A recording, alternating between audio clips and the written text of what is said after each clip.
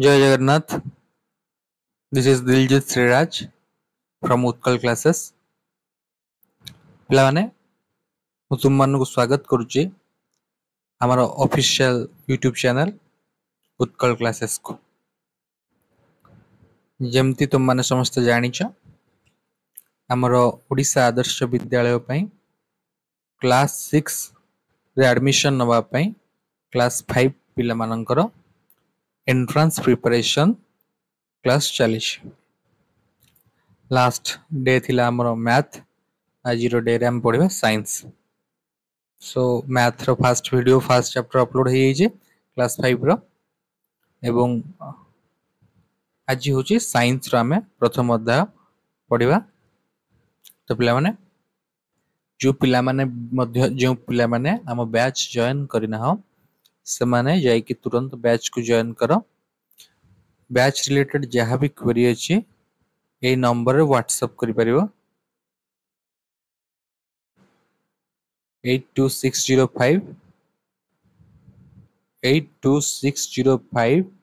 46038। तो ए नंबर रे समस्त व्हाट्सएप करि परिबो। 299 रो कोर्स अच्छी पूरा 6 मास तुम एग्जाम हवा पर्यंत क्लास चलिबो। जो माने कोर्स रिलेटेड वीडियो देखि नांती आई बटन रे लिंक अच्छी सेटा को जाय कि देखि कि केमती कोर्स जॉइन करिवो कोन कोर्स रे डिटेल अच्छी केमती क्लास हबो कोन हबो सब से वीडियो रे एक्सप्लेनेशन करा है। तेणुक आई बटन क्लिक करके पूरा कंप्लीट वीडियो देख तापरे कोर्स जॉइन करो। केमती क्लास करा हबो केमती प्रिपरेशन हबा केमती रिजल्ट करबा सब डिटेल्स ता दिरे दिया जाइछि। तो एबे जाय कि तुम माने डाउनलोड करि परिबो गूगल प्ले स्टोर रे सर्च करके उत्कल क्लासेस नारे हमर मोबाइल ऐप एवं वेबसाइट मध्य utkalclasses.com। Okay utkalclasses.com। ओके ए वेबसाइट रे जाय कि मध्य तुम माने कोर्स बाय करि परिबो। ठीक अछि। तो हमर एबे फंडामेंटल ही चली छी साइंस रो फंडामेंटल क्लास आबे होची। तेबे फंडामेंटल हमर फर्स्ट साइंस रो जो चैप्टर रही छी स्वास्थ्य और रोग। पिला माने स्वास्थ्य कोन उभय सीबीएसई एवं ओडिया मीडियम पिला माने प्रिपेयर हे परिबे कोर्स जॉइन कर परिबे। ठीक अछि। तो सीबीएसई पिला माने को मध्य ओडिया क्लास 5 बुक रु प्रिपेयर करिया को पड़िबो काहे ना तार सिलेबस ही सेया ओडिया मीडियम क्लास 5 बुक रु ही क्वेश्चन आसीबो। लैंग्वेज दीटा आसीबो ओडिया रे आसीबो इंग्लिश आसीबो किंतु कोर्स सिलेबस गोटिया क्लास 5 रो ओडिया मीडियम बुक रु ही हमको प्रिपेयर हबा को पड़िबो। तो स्टार्ट करिबा बे प्रथम चैप्टर हमर रही छी स्वास्थ्य और रोग। पिला माने स्वास्थ्य मीन्स कोन स्वास्थ्य हमें जोटा को इंग्लिश रे हेल्थ कहउचे सीबीएस पिला माने जो माने जानि पर नथिबो स्वास्थ्य को हमें हेल्थ को रोग को हमें डिजीज कहू। ठीक अछि। तबे हेल्थ और डिजीज विषय आज आलोचना करबा स्वास्थ्य कोन और रोग कोन।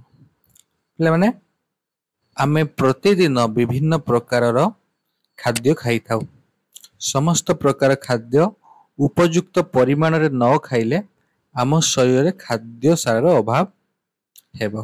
ताले प्लान कोन कहला आमे प्रतिदिन विभिन्न प्रकार खाद्य खाउछे समस्त प्रकार खाद्य उपयुक्त परिमाण रे न खाइले आम शरीर रे खाद्य सार अभाव देखा जिवो। ठीक अछि। तो यह हमको रोगाक्रांत कराइबो। एही रोग गुडी को आमे खाद्य अभाव जनित रोग बा अपपुष्टि रोग बोली कहि थाउ। ताल पिला माने समस्ते जोड़ा का मु हाइलाइट करूची से माने सब ताको अंडरलाइन करि परबो अंडरलाइन करिवो सेउडा के इंपोर्टेंट तुम मानक पई। ठीक अछि। तो हाइलाइट जोड़ा करा होची से गुडा होची तुम माने अंडरलाइन करो आ ताको परवर्ती मुहूर्त नोट बनाई परिबो पीडीएफ नोट मध्य आमे शेयर करछु हम मोबाइल ऐप रे ठीक अछि तबे खाद्य अभाव जनित रोग बा अपपुष्टि रोग बोली काहाकू कहिताउ एटा गोटे पिलाने एमसीक्यू क्वेश्चन आसीबो ठीक अछि अच्छा तेबे एठी क्वेश्चन आसला खाद्य अभाव जनित रोग बा अपपुष्टि रोग बोली काहाकू कहू देखो पिले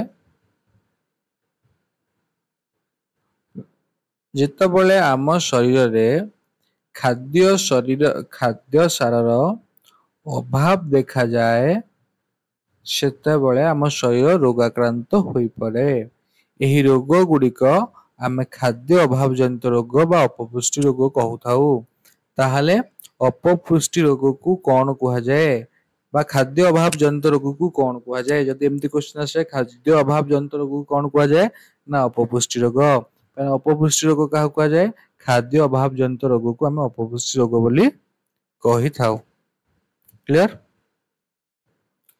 ठीक है पूरा डिटेल रे पूरा फंडामेंटल वाइज पढ़िबा किसी भी डाउट रहिबनी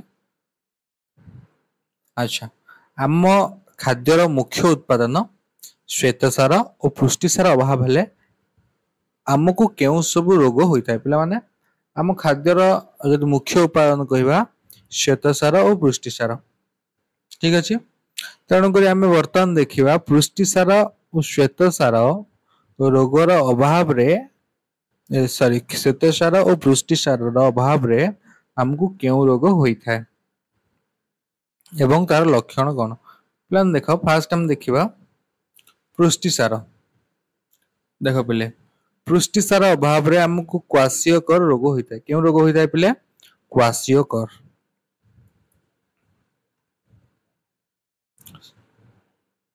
ओके क्वाशियकर रोग रो लक्षण आमे कौन बर्तमान देखिए क्वाशियकर रोग रो लक्षण पिले कौन ना शिशुर गोड़ हाथ और मुंह फुली जाए चर्म सुखिला देखा जाए चर्म रे घा हुए मुंड बाल कहरा हो जाए एवं बाल को धरु धरु उपड़ी जाए तेरे पिले माने क्वाशियकर रोगर लक्षण कौन ना शिशुर गोड़ हाथ मुंह फुली जीव चर्म सुखिला देखा जाए चर्म रे घा हुए मुंड बाल कहरा हो जाए एवं बाल को धरु धरु उपड़ी जाए तेबे यह होची क्वाशियकर रोगर लक्षण समस्त मन रखियो पिले एतो शॉर्ट क्वेश्चन आसीबो इंपोर्टेंट अच्छा श्वेतसार रोग रे श्वेतसार अभाव रे क्यों रोग हुए ना मारास्मस रोग पिले माने एठी गोटे शॉर्ट क्वेश्चन पाइले एठी गोटे शॉर्ट क्वेश्चन पाइले आ या भितरु मध्य शॉर्ट क्वेश्चन आसीबो ठीक अछि तेबे पिले माने मारास्मस रोगर लक्षण कोन अच्छा गोड़ और हाथ सरू हो जाए उच्चता बढ़ी पारे नहीं बहुत भोक लगे ताहले मारास्मस रोगर लक्षण पिला माने कोन हला गोड़ हाथ सरू हो जिबा उच्चता बढ़ी पारे बढ़ी न पारिबा बहुत भोक लागिबा होची मारास्मस रोगर लक्षण अच्छा ठीक अछि पिले तबे एठी गोटे तुमे जानि छ कि पिले माने देखिबा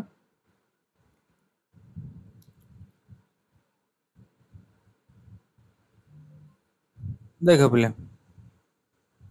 श्वेतसार और पुष्टिसार थिबा खाद्य आवश्यक परिमाण खाइले अपपुष्टि रोग हुए नाही विभिन्न प्रकार खाद्य भिन्न भिन्न प्रकार विटामिन मिलता है यह आम शरीर रोग प्रतिरोधक शक्ति बढ़ाइबारे साहाय्य करे पिला माने विभिन्न अच्छा विटामिन्स कौन करती एमती गोटे शॉर्ट क्वेश्चन आसे विटामिन्स मानक विटामिन्स हमको किपरि साहाय्य करे विटामिन्स द्वारा आम शरीर रोग प्रतिरोधक शक्ति बढ़ी थाए ताहले कह जिबा आम शरीर रोग प्रतिरोधक शक्ति कहा द्वारा बढ़ी थाए विटामिन द्वारा विटामिन हमको कौन साहाय्य करे शरीर रोग प्रतिरोधक शक्ति बढ़ाए विभिन्न प्रकार विटामिन अभाव विभिन्न प्रकार रोग ହୋଇଥାଏ। ଯଦି କହିବା ପିଲେ ବିଭିନ୍ନ ପ୍ରକାର ଭିଟାମିନ ଅଭାବରୁ ବିଭିନ୍ନ ପ୍ରକାର ରୋଗ ହୋଇଥାଏ। ଆଚ୍ଛା, ତେବେ ଦେଖିବା ଅନ୍ଧାର କଣା ଓ ଶୁଖିଲା ଚର୍ମ। ଯଦି କହିବା ପିଲେ ଅନ୍ଧାର କଣା ରୋଗ କିମ୍ବା ଶୁଖିଲା ଚର୍ମ, ପିଲାମାନେ ଏଇଟା ହଉଛି ଭିଟାମିନ ଏ ଅଭାବରୁ ହୁଏ। ପିଲାମାନେ ମନେ ରଖିବ, ଭିଟାମିନ ଏ ଅଭାବରେ କେଉଁ ରୋଗ ହୋଇଥାଏ? ଭିଟାମିନ ଏ ଅଭାବରୁ ଆମକୁ ଅନ୍ଧାର କଣା ଆଉ ଶୁଖିଲା ଚର୍ମ ରୋଗ ହୋଇଥାଏ। ଯଦି କହିବା ଅନ୍ଧାର କଣା ରୋଗର ଲକ୍ଷଣ, ଅନ୍ଧାରରେ ସ୍ପଷ୍ଟ ଦେଖି ନ ପାରିବା। ଶୁଖିଲା ଚର୍ମର ଲକ୍ଷଣ ହଉଛି ଚର୍ମ ଶୁଖିଲା ଦେଖାଯିବା। ତେବେ ଇଏ ହଉଛି ବିଭିନ୍ନ ପ୍ରକାର ଭିଟାମିନର ଅଭାବରେ ହେଉଥିବା ବିଭିନ୍ନ ପ୍ରକାର ରୋଗ। ଆଚ୍ଛା, ତେବେ ଏଠି ବି ରେ ଅଛି ଭିଟାମିନ ବି ଅଭାବରେ କେଉଁ ରୋଗ ହୁଏ? ଭିଟାମିନ ବି ଅଭାବରେ ବେରି କଳଖିଆ, ଜିଭ ଘା, ରକ୍ତହୀନତା। ପିଲାମାନେ ଏଗୁଡା ସବୁ ସର୍ଟ କୋଶ୍ଚିନ୍ ଆସିବ। ଭିଟାମିନ ବି ଅଭାବରେ କେଉଁ ରୋଗ ହୋଇଥାଏ? ବେରି କଳଖିଆ, ଜିଭ ଘା, ରକ୍ତହୀନତା। ଆଚ୍ଛା, ଦେହରେ ପାଣି ଜମି ଯାଇ ଗୋଡ଼ ହାତ ଫୁଲିଯିବା, ପାଟି ଓ ଜିଭରେ ଘା ହେବା। ଆଚ୍ଛା, ଜିଭ ଘା ର ଲକ୍ଷଣ ହଉଛି ପାଟି ଓ ଜିଭରେ ଘା ହେବା। ଆଉ ଦେହରେ ପାଣି ଜମିଯିବା, ଗୋଡ଼ ହାତ ଫୁଲିଯିବା କାହାର ଲକ୍ଷଣ? ନା ବେରି ରୋଗର ଲକ୍ଷଣ। ପିଲାମାନେ ସବୁ ମନେ ରଖିବ, ସବୁ ସର୍ଟ କୋଶ୍ଚିନ୍ ଆମର ଆସିବ। ତେବେ ଏଠି ଦେଖିବା ରକ୍ତହୀନତା, ତଳି ପାଦରେ ଛୁଞ୍ଚି ଫୋଡି ହୋଇ ହେବା ପରି ଲାଗିବ। ପିଲାମାନେ ତଳି ପାଦରେ ଛୁଞ୍ଚି ଫୋଡି ହେଲା ଭଳିଆ ଲାଗିଥାଏ, ଯୋଉ ଆମ ଗୋଡ଼ ହାତ ଝିମ୍ ଝିମ୍ ହୋଇଯାଏ, ସେଇ ଟାଇପର ଲାଗେ। ରକ୍ତହୀନତା ପାଇଁ ଏଇଭଳି ହୁଏ। ଆଚ୍ଛା, ତେବେ ଆମେ ଦେଖିପାରିବା ଭିଟାମିନ ସି ଅଭାବରେ ସ୍କର୍ଭି ରୋଗ ହୋଇଥାଏ। ତାହେଲେ ସ୍କର୍ଭି ରୋଗର ଲକ୍ଷଣ କଣ? ବିଭିନ୍ନ ସ୍ଥାନରେ ରକ୍ତସ୍ରାବ ହେବା, ଦାନ୍ତ ମାଢି ଫୁଲିଯିବା, ଘା ଚଞ୍ଚଳ ନ ଶୁଖିବା। ଇଏ ହଉଛି ଭିଟାମିନ ସି ଅଭାବରୁ ହଉଥିବା ସ୍କର୍ଭି ରୋଗର ଲକ୍ଷଣ। ତେବେ ଠିକ ସେହିପରି ଯଦି ଭିଟାମିନ ଡି ଅଭାବରୁ ହେଉଥିବା ରୋଗର ଲକ୍ଷଣ କଥା କହିବା, ତାହେଲେ ରିକେଟ୍ସ ଆଉ ହଉଛି ଅଷ୍ଟିଓମାଲେସିଆ। କଣ? ରିକେଟ୍ସ ଓ ଅଷ୍ଟିଓମାଲେସିଆ। ତେବେ ରିକେଟ୍ସ ରୋଗର ଲକ୍ଷଣ ଖପୁରି ହାଡ଼ ନରମ ହୋଇ ଫୁଲିଯାଏ। ଯୋଉ ମୁଣ୍ଡର ଖପୁରି ହାଡ଼ ପିଲାମାନେ ନରମ ହୋଇକି ଫୁଲିଯିବ ହଉଛି ରିକେଟ୍ସ ରୋଗର ଲକ୍ଷଣ। ଯଦି ଅଷ୍ଟିଓମାଲେସିଆ କଥା କହିବା, ହାତ ଗୋଡ଼ ସରୁ ହୋଇଯିବା ସହିତ ବଙ୍କା ବଙ୍କା ହୋଇଯିବା। ବୁଝିଗଲା ପିଲେ? ଯାହା ବି ଅଣ୍ଡରଲାଇନ କରୁଛି ଏଗୁଡାକ ସବୁ ତୁମମାନଙ୍କ ପାଇଁ ଇମ୍ପୋର୍ଟାଣ୍ଟ। ତୁମମାନେ ୟାକୁ ଅଣ୍ଡରଲାଇନ କରିପାର, ହଁ, ନହେଲେ ଭିଡିଓକୁ ପଜ କରିକି ନୋଟ୍ସ ବି କରିପାର।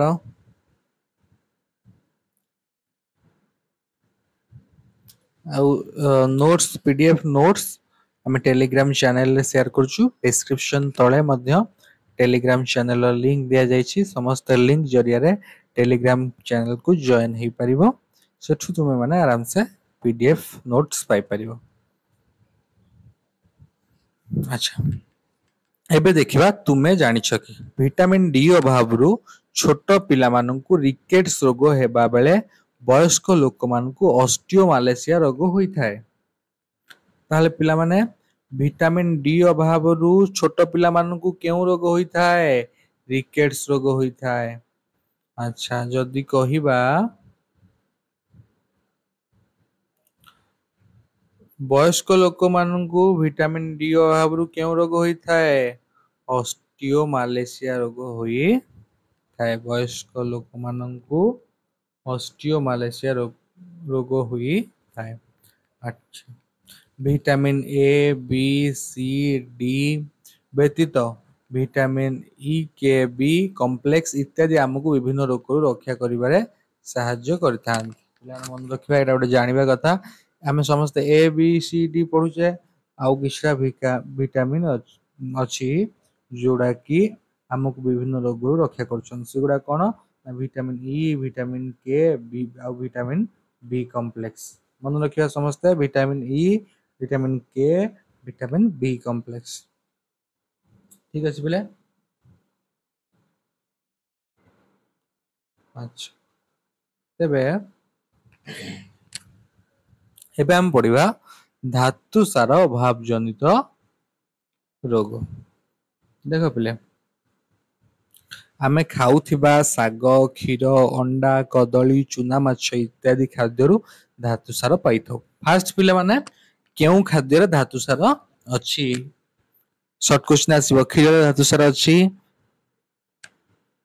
କଦଳୀରେ ଧାତୁ ସାର ଅଛି, ଚୁନା ମାଛରେ ଧାତୁ ସାର ଅଛି ଇତ୍ୟାଦି ଖାଦ୍ୟରୁ ଆମେ ଧାତୁ ସାର ପାଇଥାଉ। ପିଲାମାନେ ଏଟାକୁ ଅଣ୍ଡରଲାଇନ୍ କରିବା ସମସ୍ତେ।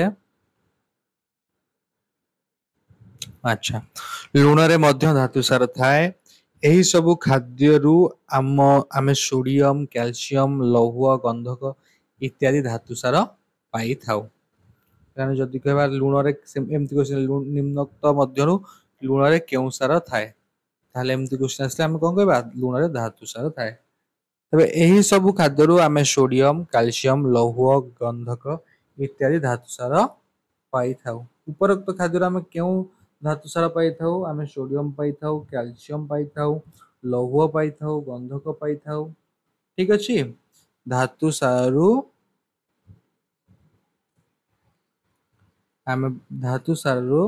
ଆମେ ଦେଖୁଛେ ଯେ ଆମେ ଖାଉଥିବା କେଉଁ କେଉଁ ଖାଦ୍ୟରେ ଧାତୁ ସାର ଅଛି। ଏହାର ଅଭାବରେ ରକ୍ତହୀନତା, ଅସ୍ଥିବଙ୍କା, ଗଳଗଣ୍ଡ ଇତ୍ୟାଦି ରୋଗ ହୋଇଥାଏ। ପିଲାମାନେ ଏଇଟା ଗୋଟେ ସର୍ଟ କ୍ୱେଶ୍ଚିନ୍। ଧାତୁ ସାର ଅଭାବରେ କେଉଁ କେଉଁ ରୋଗ ହୋଇଥାଏ? ଯଦି କହିବା ରକ୍ତହୀନତା ଆମ ପାଖରେ ହୋଇଥାଏ, ଅସ୍ଥି ହାଡ଼ ବଙ୍କା ହୋଇଯାଇଥାଏ, ଗଳଗଣ୍ଡ ରୋଗ ଦେଖାଯାଏ, ପିଲାର ମାନସିକ ବିକାଶରେ ବାଧା ସୃଷ୍ଟି ହୁଏ। ପିଲାମାନେ ଏଇଟା ପୁରା ଇମ୍ପୋର୍ଟାଣ୍ଟ ଅଛି, ସମସ୍ତେ ମନ ଦେଇକି ପଢିବା।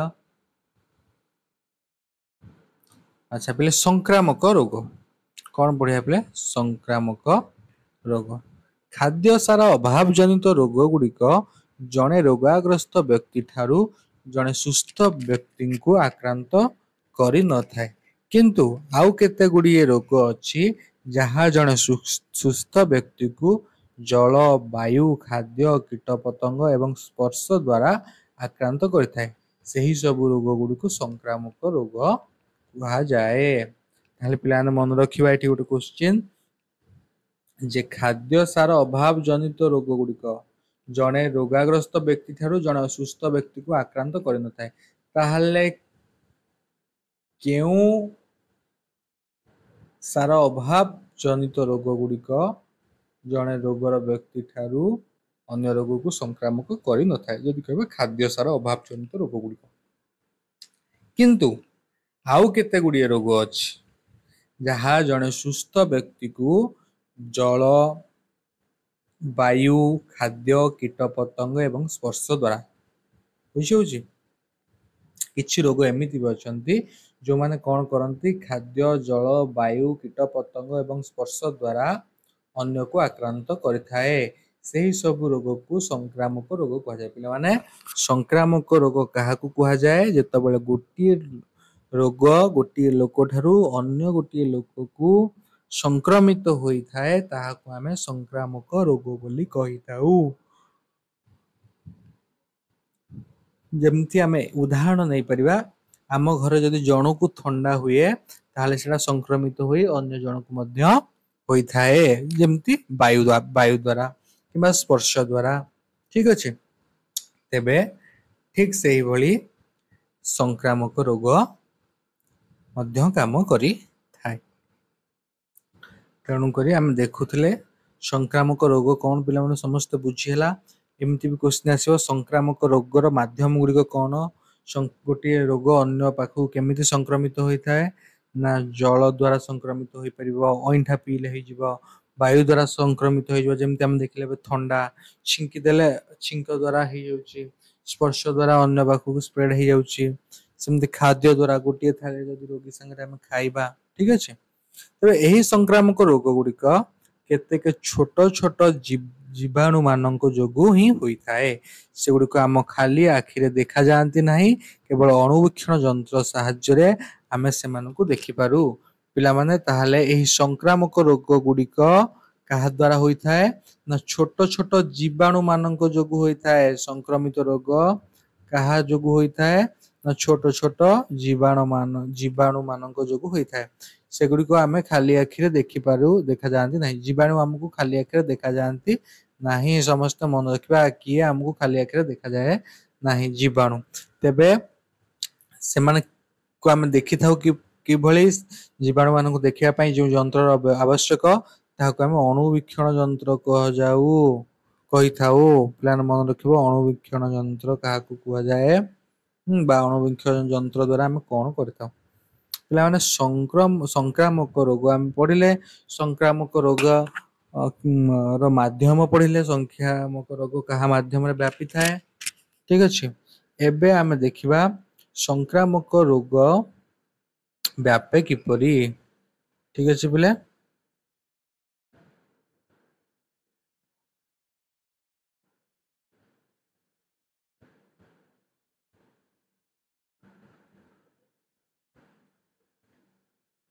ଆଚ୍ଛା ପିଲାମାନେ ବିଷୟଟି ବହୁତ ଲେନ୍ଦି ଅଛି। ଏଟାକୁ ଆମେ ଦିଟା କ୍ଲାସରେ ସାରିବା। ଗୋଟେ କ୍ଲାସରେ ତ ସରିବନି, ଲାଗୁଛି ଦିଟା କ୍ଲାସ ଯିବ। ଠିକ ଅଛି। ଯାହା ବି ହଉ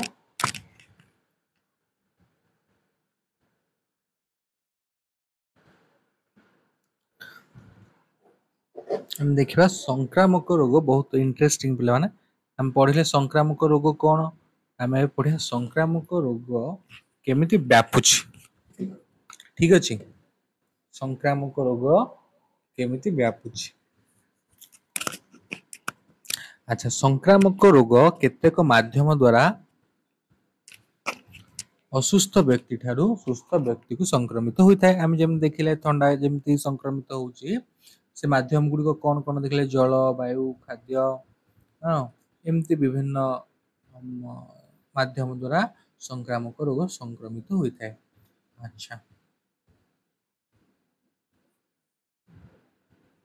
ଏଇଟା ହଉଛି କହିଲା ସଂକ୍ରାମକ ରୋଗ କଣ। ସଂକ୍ରାମକ ରୋଗ ହଉଛି ସଂକ୍ରାମକ ରୋଗ କେତେକ ମାଧ୍ୟମ ଦ୍ଵାରା ଅସୁସ୍ଥ ବ୍ୟକ୍ତି ଠାରୁ ସୁସ୍ଥ ବ୍ୟକ୍ତିକୁ ସଂକ୍ରମିତ ହୋଇଥାଏ। ତାକୁ ଆମେ ସଂକ୍ରାମକ ରୋଗ କହିଥାଉ। ଆଚ୍ଛା ପ୍ରତ୍ୟକ୍ଷ ସଂସ୍ପର୍ଶରେ ଏକ ନମ୍ବରରେ ଦେଖିବା କଣ ଅଛି। ପିଲାମାନେ ରୋଗୀର ଯେମିତି ଦେଖ ରୋଗୀର ଲୁଗାପଟା ଯଦି ଆମେ ବ୍ୟବହାର କରିବା, ରୋଗୀ ସହିତ ମିଶିକି ଖାଇବା ଏବଂ ତାହା ସହିତ ମିଳାମିଶା କରିବା ଦ୍ଵାରା କେତେକ ରୋଗ ସୁସ୍ଥ ଲୋକକୁ ସଂକ୍ରମିତ ହୋଇଥାଏ। କାଛୁ, କୁଣ୍ଡିଆ, ସାଧାରଣ ଥଣ୍ଡା, ହାଡ଼ ଫୁଟି, ବସନ୍ତ, ମିଳିମିଳା, ବିଭିନ୍ନ ଯୌନ ରୋଗ ଯଥା ସିଫିଲିସ୍, ବଜୋରିଆ ଓ କୃମି ଆଦି ରୋଗ ପ୍ରତ୍ୟକ୍ଷ ସଂସ୍ପର୍ଶ ଦ୍ୱାରା ବ୍ୟାପିଥାଏ। ଏହି ରୋଗ ଗୁଡିକ ଅଧିକ ଜନବହୁଳ ଅଞ୍ଚଳରେ ଦ୍ରୁତ ଗତିରେ ବ୍ୟାପି ଥାଏ। ତାହେଲେ ପିଲାମାନେ ଯୋଉ ମାଧ୍ୟମ ଗୁଡିକ କହିଲେ ରୋଗୀର ଲୁଗାପଟା ବ୍ୟବହାର କଲେ, ରୋଗୀ ସହିତ ମିଶିକି ଖାଇବା ଦ୍ଵାରା, ତାହି ସହିତ ମିଳାମିଶା କରିବା ଦ୍ଵାରା କେତେକ ରୋଗ ସୁସ୍ଥ ଲୋକଙ୍କୁ ସଂକ୍ରମିତ ହୋଇଥାଏ। ଆଚ୍ଛା କାଛୁ, କୁଣ୍ଡିଆ, ସାଧାରଣ ଥଣ୍ଡା, ହାଡ଼ ଫୁଟି, ବସନ୍ତ, ମିଳିମିଳା, ବିଭିନ୍ନ ଯୌନ ରୋଗ ଯଥା ସିଫିଲିସ୍, ବଜୋରିଆ, କୃମି ଆଦି ରୋଗ ପ୍ରତ୍ୟକ୍ଷ ସଂସ୍ପର୍ଶ ଦ୍ୱାରା ବ୍ୟାପିଥାନ୍ତି। କିଛି ରୋଗ ପରୋକ୍ଷ ଭାବରେ, କିଛି ରୋଗ ପ୍ରତ୍ୟକ୍ଷ ଭାବରେ। କେଉଁ ରୋଗ ଗୁଡିକ ପ୍ରତ୍ୟକ୍ଷ ସଂସ୍ପର୍ଶରେ ବ୍ୟାପିଥାନ୍ତି। କାଛୁ, କୁଣ୍ଡିଆ, ଆଚ୍ଛା ପ୍ରତ୍ୟକ୍ଷ ମିନ୍ସ କଣ ନା ଡାଇରେକ୍ଟ କଣ୍ଟାକ୍ଟ।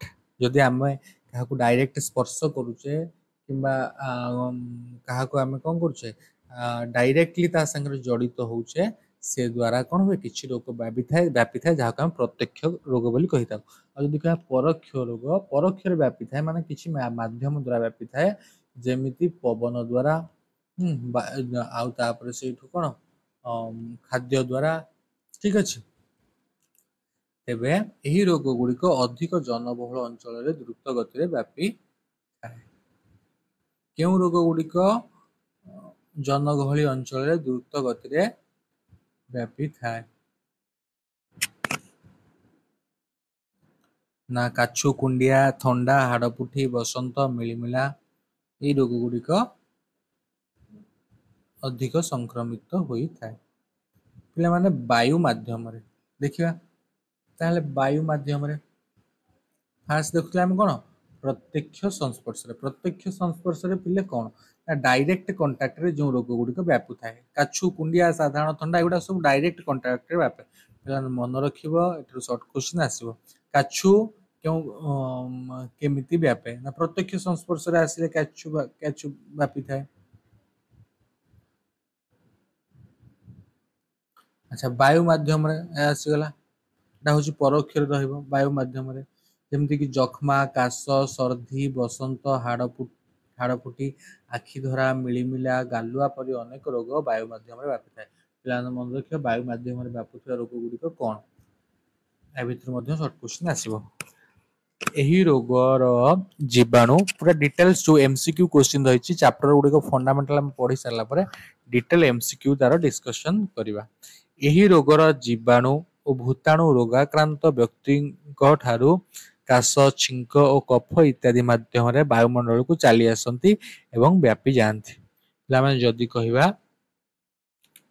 ଉପରୋକ୍ତ ଯୋଉ ରୋଗ ଗୁଡ଼ିକ ଯକ୍ଷ୍ମା ରହିଲା, କାଶ ରହିଲା, ସର୍ଦ୍ଦି ରହିଲା, ବସନ୍ତ ରହିଲା, ହାଡ଼ଫୁଟି ରହିଲା, ଆଖି ଧରା ରହିଲା, ଲହରା କାଶ ରହିଲା, ମିଳିମିଳା ରହିଲା, ଗାଲୁଆ ରହିଲା, ଏହିପରି ରୋଗ ଗୁଡ଼ିକ କଣ କରନ୍ତି ନା ଜୀବାଣୁ ଓ ଭୂତାଣୁ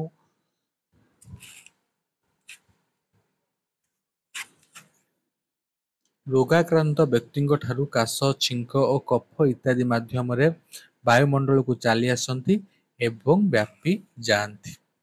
ଆଚ୍ଛା ତାପରେ ଜଣେ ସୁସ୍ଥ ଲୋକର ଶରୀରକୁ ପ୍ରବେଶ କରି ତାକୁ ରୋଗରେ ଆକ୍ରାନ୍ତ କରିଦିଅନ୍ତି। ଯଦି କହିବା ତାପରେ କଣ ହୁଏ ନା ଜଣେ ସୁସ୍ଥ ଲୋକର ଶରୀରକୁ ପ୍ରବେଶ କରି ତାକୁ ରୋଗରେ ଆକ୍ରାନ୍ତ କରି ଦିଅନ୍ତି।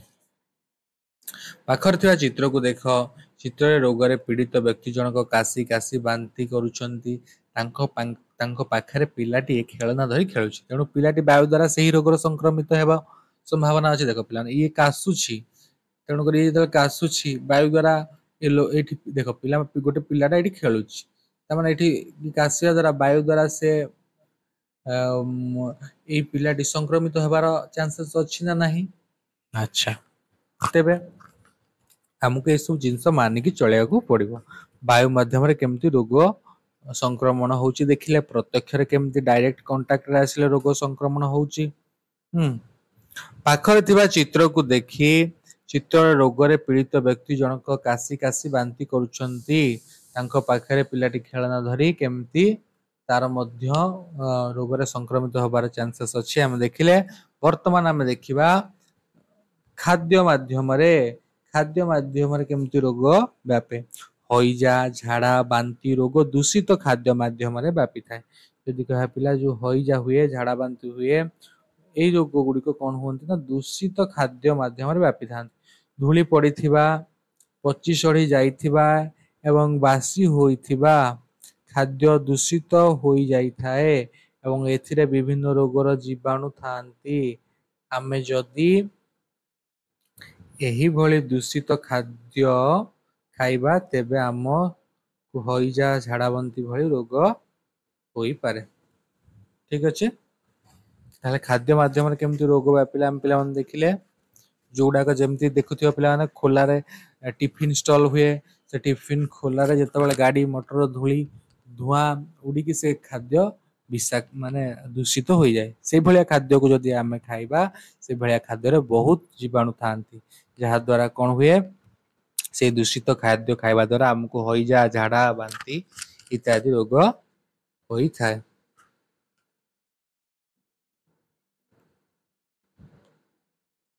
ଠିକ ଅଛି, ନେକ୍ସଟ ଆମେ ଦେଖିବା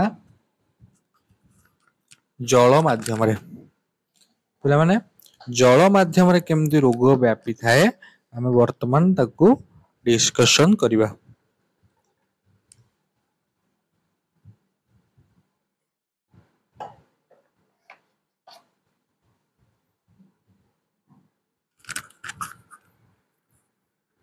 ଦେଖ ପିଲେ, କୂଅ, ପୋଖରୀ, ନଈ, ନାଳ ଇତ୍ୟାଦି ପାଣି ବିଭିନ୍ନ କାରଣରୁ ଦୂଷିତ ହୋଇଥାଏ।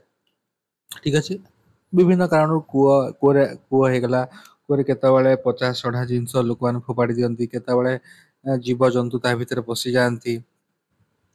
ସେମାନଙ୍କ ଶରୀର, ସେମାନେ ଯେତେବେଳେ ମୃତ୍ୟୁବରଣ କରନ୍ତି ସେମାନଙ୍କର ଶରୀରର ଅବଶେଷରେ ଜଳ ଦୂଷିତ ହୋଇଥାଏ କିମ୍ବା ଅଳିଆ ଆବର୍ଜନା ଦ୍ଵାରା ଜଳ ବିଭିନ୍ନ ଉପାୟରେ ନଦୀ ନାଳ ତୁମମାନେ ତ ସମସ୍ତେ ଜାଣିଛ, ନଦୀ ନାଳରେ କେମିତି ଏବେ ସବୁ ମାନେ ପଶୁ ଜନ୍ତୁ ମରିଗଲା ପରେ ତାଙ୍କୁ ଭସେଇ ଦଉଛନ୍ତି।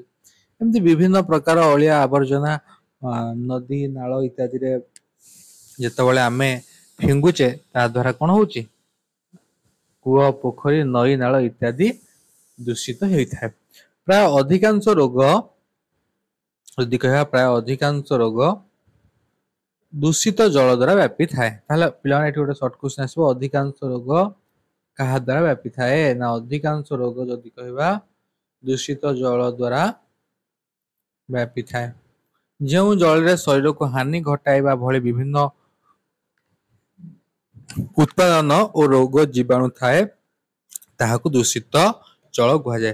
पे ताहले दूषित जल क्या कहुए ये हूँ इम्पोर्टाट समस्त मन रखा दूषित जल क्या कहुए। अच्छा जो जल शरीर को हानि घटाइबा भली विभिन्न उत्पादन और रोग जीवाणु थाए ताहाकु दूषित जल कहुए। कौन कहुए दूषित जल समस्त मन रखा। दूषित जल क्यों सब रोग होता है दूषित जल द्वारा हईजा झाड़ाबंती कामल टाइफॉइड इत्यादि रोग जीवाणु था। यही जल को सुस्थ लोक पीले व्यवहार कले से रोग होता है। बुझेगा पिले केमती जल द्वारा रोग व्यापुची ठीक है। तेरे तुम्हें जानिछ कि देखा कूଅ पोखरी नई नाल जल को भल करी फुटाई छाणी पीले रोग हुए ना। यहाँ मन रखा केमती आम तो जहाँ पीवा आमको रोग हो दूषित पानी पीले कौन निराकार अच्छी जदि आम कूଅ पानी बा पोखरी पानी नई नाल जल को भल करी फुटाई छाणी पीवा ताहले कौन हबनी रोग हेब नाही। 10 मिनिट पर्यंत जल फुटिले से जीवाणु मरी जाती तापर जल को घोड़ाई रखिले जल जीवाणु मुक्त रहे। प्लान जदि कहवा केते समय ना 10 मिनिट पर्यंत जल सर्ट क्वेश्चन आसो केते मिनिट पर्यंत जल को फुटाइले जल थिबा जीवाणु मरी जाती समस्त जानवा कथा समस्त मन रखा 10 मिनिट पर्यंत जल को फुटाइले जल थिबा जीवाणु मरी जाती तापर जल को घोड़ाई रखिले जल जीवाणु मुक्त रहे। पिला माने प्रथम पानी को गरम करी फुटाइबा तापर जल को घोड़ाई की रखिबा। तेणु विशुद्ध जल कले सेवन निरोग रहिबो तुम जीवन। पिला गोटे आह्वान गोटे स्लोगान दिया जायछि विशुद्ध जल कले सेवन निरोग रहिबो तुम जीवन। तुम्हें यही आउ दुईटा स्लोगान देखा कह। अच्छा पिले एवं हम देखा कीट पतंग माध्यम कौन देखा कीट पतंग माध्यम केमती रोग व्यापी थाए। देख ये केम चित्र दे मलेरिया बात ज्वर डेंगू इत्यादि रोग मशा द्वारा व्यापी थाए।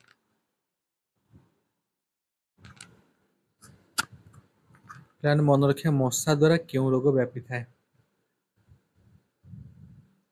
मलेरिया बात ज्वर डेंगू मशा द्वारा व्यापी थाए। मशा रोगी देहरु रक्त शोषी सुस्थ लोक को कामुड़िले सुस्थ लोकर शरीर को रोग जीवाणु प्रवेश करता है। केमती व्यापे ना जब मशा कौन कर गोटे रोगी देह को कामुड़ से देहरु रक्त शोषिकी पुणी आसिक सुस्थ लोक को जो कामुड़ से शरीर को सुस्थ लोकर शरीर को रोग जीवाणु प्रवेश करे। देख पिला गोटे लोक रोगी ना अच्छी ताकू जाकि गोटे मशा कामुड़ा पुणी से मशा आसिक कौन कला ना गोटे सुस्थ लोक को कामुड़ा तेणुक या द्वारा कौन हम ना एठी संभावना अच्छी जे से संभावना कौन माने एठी सियोरिटी अच्छी जे ता देहरु आसी रक्त या देहरे मिसी पार। तेणुक जिते गोटे सुस्थ लोक देहरे गोटे असुस्थ लोक रक्त आसिक मिसुची तेणुक निहाती भाव ता द्वारा जो रोग जीवाणु थी से निहाती भाव या देहरे मिसबे जहाद्वारा कि कीट पतंग मान द्वारा कौन होता है संक्रमित रोगर संक्रमण होता है। अच्छा माछी रोगीर झाड़ा बांती पिला देख पे माछी रोगीर झाड़ा बांती रे बसी आमर खाद्य पदार्थ रे बसी थाए माछी गोटे पतंग।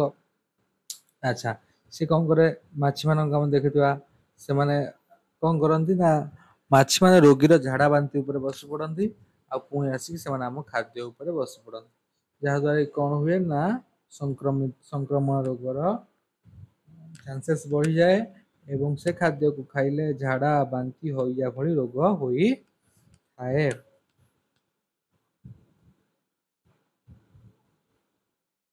चिंता करी कुह डाक्तर रोगीर रक्त और झाड़ा परीक्षा करने को कही थांती काहींकी देख तुम्हें जानिछ केठी अछि गोटे पढ़िबा देख माई एनोफिलिस मशा कामुड़िले मैलेरिया रोग और क्यूलेक्स मशा कामुड़िले बात ज्वर एवं एडिस मशा कामुड़िले डेंगू ज्वर पिलाने गोटे शॉर्ट क्वेश्चन हमको तीनटा शॉर्ट क्वेश्चन मिलगला एनोफिलिस मशा कामुड़िले मैलेरिया रोग क्यूलेक्स मशा कामुड़िले बात ज्वर एडिस मशा कामुड़िले डेंगू ज्वर मूषा द्वारा प्लेग रोग व्यापी थाए यही रोग हेबा मात्रे रोगी चिकित्सित हेबा दरकार मूषा द्वारा क्यों रोग व्यापी थाए ना प्लेग रोग व्यापी थाए 1994 मसीहा महाराष्ट्र और गुजरात रे बहु संख्यक लोक प्लेग रोग रे पीड़ित होई थिले समस्त मन रखिबा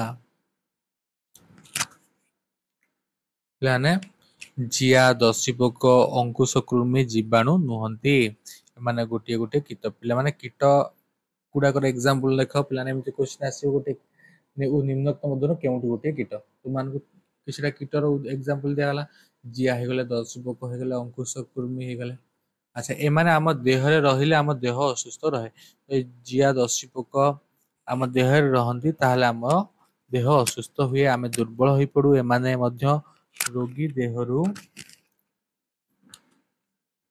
सुस्थ लोकर शरीर को जाई रोग सृष्टि करती विभिन्न प्राणी द्वारा पिला विभिन्न प्राणी द्वारा मध्य रोग व्यापी थाए बा संक्रमित होता है जमीक आम कह पागल कुकुर बिलुआ कामुड़ा द्वारा जलांतक नामक संक्रामक रोगर संक्रमित होता है समस्त मन रख पे जलांतक रोगर संक्रमण पागल कुकुर बिलुआ कामुड़ा द्वारा होता है।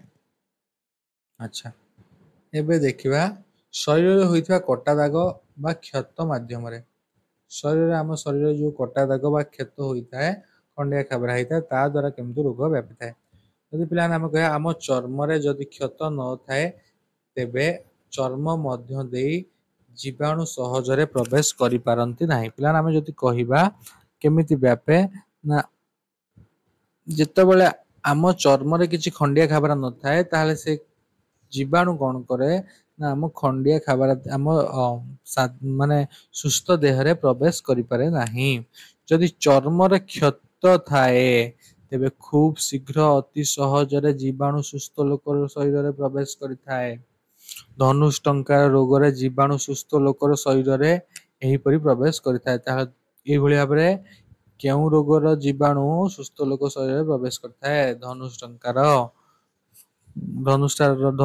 रोग कटा दाग बा क्षत माध्यम पिला जो कहती खंडिया खाबरा है गोबर किंबा ताको खंडिया खाबरा केमती घोड़े रखा गोबर संस्पर्श न आनिबा बाहर परिवेश संस्पर्श न आनिबा कहीं धनुष्टंकार रोग व्यापार संभावना थाए तेणुक कहीं कहते जो खंडिया खाबरा होती रोग जीवाणु प्रवेश करिवार अधिक आशंका रही थाए। अच्छा यही रोगर तेणुक भाव में कौन हुए ना शरीर में होता कटा दाग द्वारा मध्य रोग संक्रमित होता है। अच्छा पिले देख यही रोग प्रतिरोध पाई क्षत हेबारे 24 घंटा मध्य धनुष्टंकार निरोधक injection ATS anti tetanus serum नेबा आवश्यक पिलाने ताहले एटा मन रखिबा केते घंटा मध्य धनुष्टंकार निरोधक इंजेक्शन नेबा आवश्यक बा एटीएस इंजेक्शन नेबा आवश्यक 24 घंटा मध्य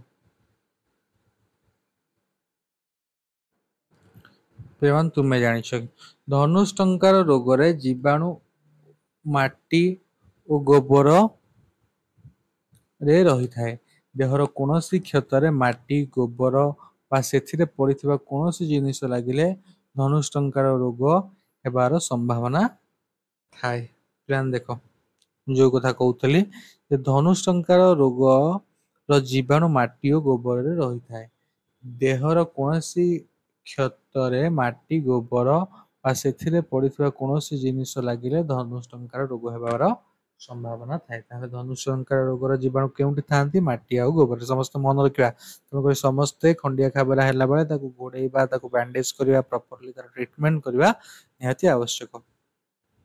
अच्छा आ गोटे ये अच्छे पिले संपूर्ण विशोधित होई नथिबा छुंची एवं संक्रमित सिरिंज माध्यम देख ये गोटे इम्पोर्टाट जिनस आम गोटे जमी मशा कहले मशा कामुड़ी आ गोटे लोक कामुड़े जमी रोग संक्रमित होता है ठीक सेम जब इंजेक्शन होता सीरीज गोटे लोक रोगी की फोड़ी पुणी गोटे सुस्थ लोक फोड़ा ताले सेठी कौन रोग संक्रमित होबार चांसेस अच्छी तेज अधिकांश रोग सुचारू रूपे विशोधित हो नथिबा छुंची सीरीज माध्यम व्यापी थाए संक्रमित होता छुंची माध्यम इंजेक्शन नेले अनेक समय सुस्थ लोकटी रोगाग्रस्त होता है जदि आम गोटे लोक रोगी की छुंची जो छुंची इंजेक्शन देता पुणी आउ गोटे सुस्थ लोक से छुंची इंजेक्शन दवा ताले कौन हम ना रोग संक्रमित हम ठीक सेमती आम जमी आगुरी समस्त जाचे जे आम जो चुटी काटिया जाऊ सेलून को कौन करते डबल ब्लेड चेंज करते गोटे ब्लेड जोड़ा लगी थाए चेंज करके आ गोटे नुआ ब्लेड लगे आमर चुटी काटते कौन ना जदि से अन्य लोक सांगे काटि जदि से रोग किसी रोग से लोक किसी रोग होता है ताहले संक्रमित होबार चांसेस रही संक्रमित रोगर रक्षा पाइबा उपाय पे चित्रटी को देखुच समस्ते देख केमती गोटे पिला निजक संक्रमित रोग रक्षा करी पारुछि कौन सब ये एक्टिविटी देखुच देख चित्र 1 चित्र 2 चित्र 3 चित्र 4 चित्र 5 चित्र 6 चित्र 7 पूरा डिटेल सब जाक देखा पिला देख संक्रामक रोग रक्षा पाइबा केउ केउ उपाय चित्र माध्यम दर्शाई पिला देख प्रथम चित्र देखा सूर्यालोक और विशुद्ध वायु सूर्यालोक और विशुद्ध वायु प्रथम चित्र देख विशुद्ध वायु ये गछ लगी हूँ सूर्यालोक ठीक से द्वितीय चित्र परिष्कार घर पिलाटी केमती चतुर्पार्श्व सफा करुच्ची परिष्कार घर पिलाटी चटाण पूरा परिष्कार करुच्ची अच्छा ठीक से देखा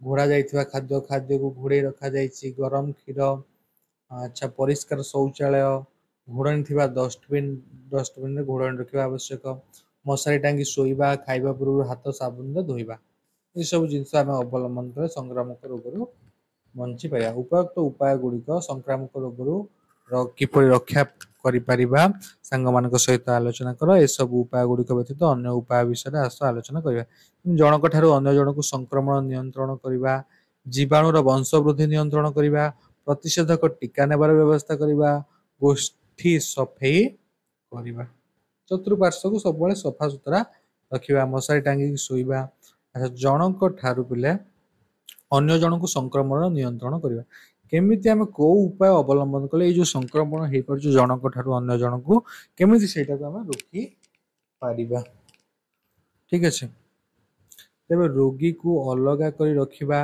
घर अन्य सदस्य मान रोगाक्रांत व्यक्ति संस्पर्श न आसवा उचित रोगी को देखाशुना करुवा व्यक्ति केवल पाखक जावा उचित जो लोकटा रोगी देखाशुना केवल से ही समस्त रोगी पाखक जावा ना रोगी व्यवहार करुवा लुगा पटा बासन कुशन साबुन अलग रखा उचित जिनिस गुड़िक व्यवहार है विशोधित होगा आवश्यक एवं घर अन्य सदस्य माने से गुड़िक व्यवहार करने उचित नुहे ठीक अच्छे कौन करवा उचित कौन न करवा उचित ये सब दर्शा जाइए सब माइंडफुली पढ़ रिवाइज कर प्रैक्टिस कर पुणी आम shirt question MCQ question chapter करवा बहुत जिनस अच्छी संक्रामक रोगी विषय गाँव स्वास्थ्यकर्मी को जनइबा और रोगी को आवश्यक सावधानता अवलंबन करने कह कौन कर संक्रामक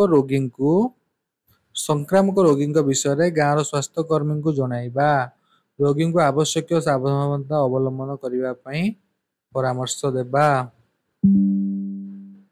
ठीक अच्छे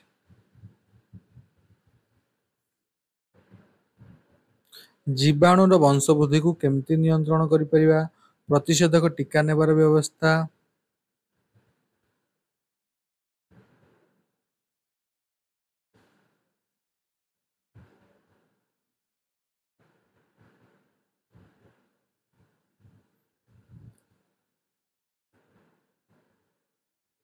अच्छा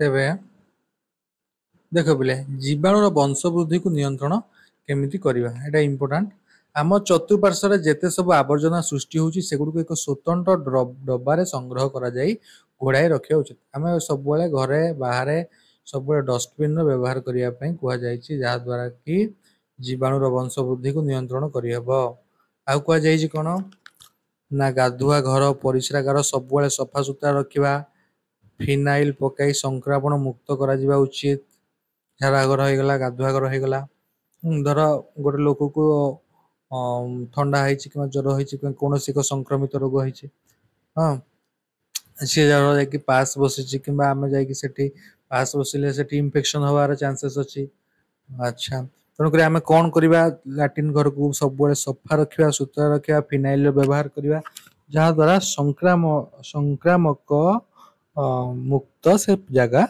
रहिबो तेबे पानीय जल को फुटाई जत्न सहित घोड़णी दे संरक्षित करने आवश्यक जोटा आम पिउचे जो पानी से सब घोड़े रखा आवश्यक पिला मन रख ग्लास रे आम सब पानी खोला करके रखी दौचे सेमती करबे ना सब घोड़े रखा खाद्य ठिपी बोतल देके रखा समस्त सॉरी बोतल ठिपी देके रखा कौन कहूँ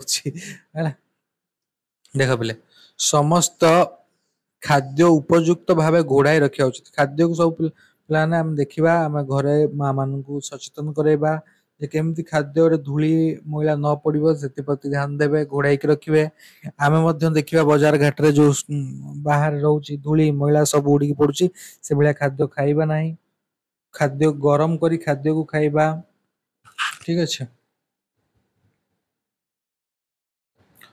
घर चारिपाख सफा सुतरा हेबा उचित एवं नाल गुड़िक घोड़ा जावा आवश्यक जदि कह पे घर चारिपाख को सफा सुतरा करने उचित नाल गुड़ी को घोड़ा जावा आवश्यक जो ड्रेन गुड़ाक रोचे घोड़ाई रखा घर चारिपाख सफा रखा या द्वारा कौन हम पिले ना आम जीवाणु मुक्त जीवाणुर वंशवृद्धि को नियंत्रण करिपरिबा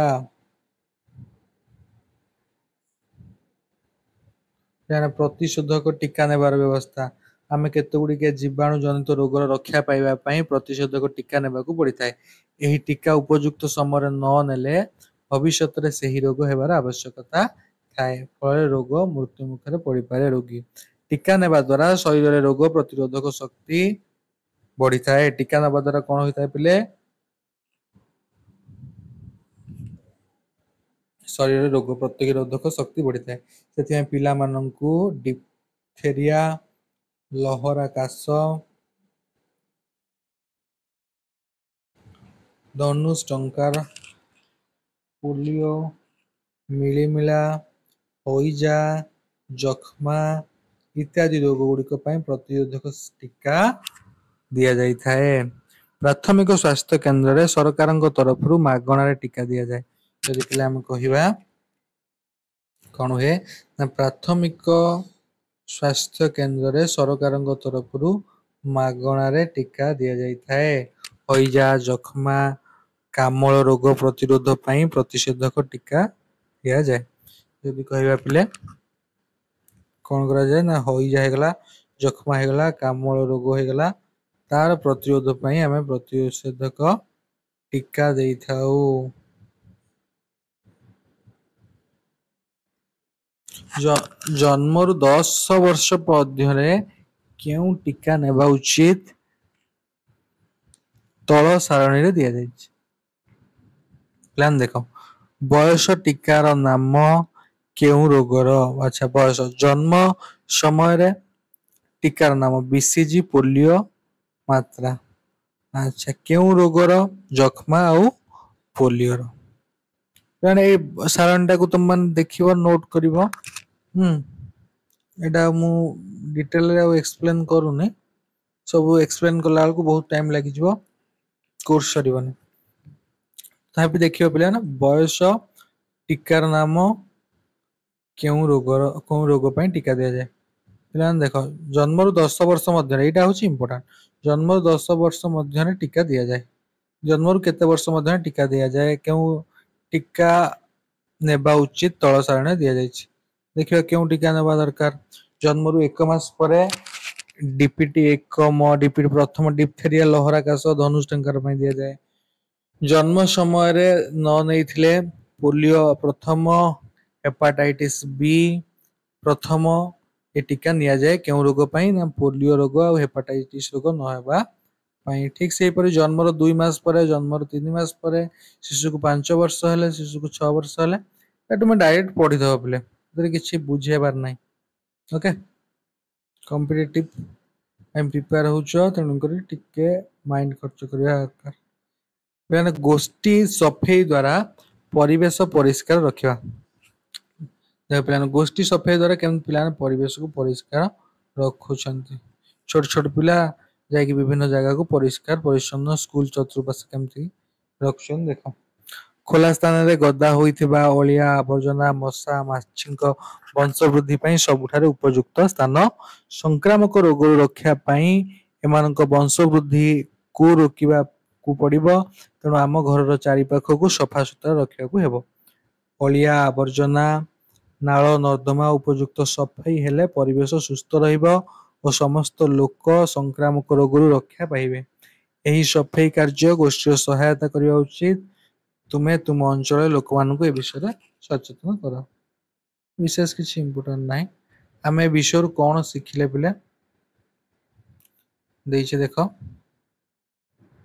खाद्य खाद्य सार गुड़िक भिन्न कार्य करथांती आम खाद्य रे खाद्य सार अभाव रहिले आम खाद्य अभाव जनित रोग रे पड़ी थाउ क्वाशियोकर और मारास्मस अपपुष्टि रोग जनित रोग जो रोग रोगाक्रांत व्यक्ति सुस्थ लोक संक्रमित होता है संक्रामक रोग कह जाए संक्रामक रोग जीवाणु और भूताणु मान द्वारा सृष्टि होता है सब बुझे तेणुक बुझौनी डायरेक्ट डिस्कसन करदे स्पीड डिस्कसन संक्रामक रोग गुड़िक प्रत्यक्ष संस्पर्श वायु दूषित खाद्य जल कीटपतंग एवं विभिन्न प्राणी द्वारा व्यापी थाए संक्रामक रोग को रोकिबा उपाय गुड़िक है जीवाणु वंश वृद्धि रोकवा जड़े असुस्थ लोक ठारू रोग जीवाणु सुस्थ लोक को संक्रमण रोकवा प्रतिषेधक टीका नेबा गोष्ठी सफाई करी परिवेश परिष्कार यही सब पदक्षेप नेले आम संक्रमित रोग रक्षा पाई ठीक अच्छे पिले चैप्टर टी आम कम्प्लीटली सरीगला सेकेंड क्लास करने आवश्यक नहीं जार भी किसी डाउट थी कमेंट सेक्शन में आमको जनइब बाकी डेफिनेटली तुम्हें तुम सांग मान संगे शेयर कर चैनल को लाइक कर सब्सक्राइब कर पुणी देखा आम गोटे नुआ वीडियो लेक्चर रे जय जगन्नाथ थैंक यू एवरीवन।